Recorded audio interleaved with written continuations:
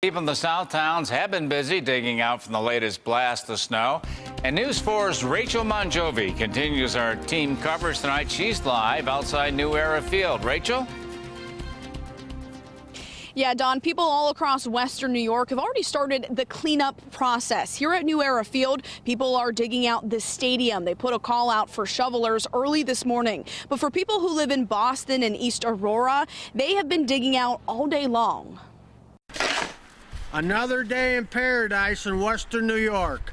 The lake effect blast came and went, but it left behind a mess. Well, yesterday I shoveled and today I shoveled, but I'm 69, so I got a lot of shoveling years left. Friday morning's commute to work was tricky. Some streets turned into parking lots. While the metro area only saw a few inches on the ground, people in East Aurora are digging out after getting 16 inches.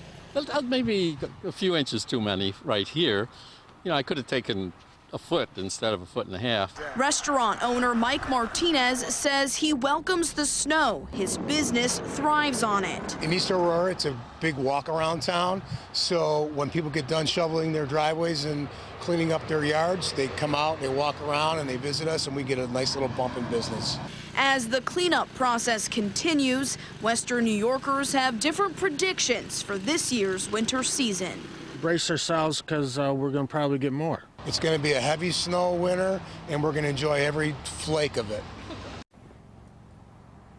Now, many people I talked to today are predicting a bad winter, so we're going to just have to wait to see how the season pans out. As far as the shovelers here at New Era Field, they will be shoveling until 8 this evening. They are getting paid $11 an hour, and they get a free ticket to a Bills game. We're live at New Era Field. Rachel Monjovi, News 4 at 6.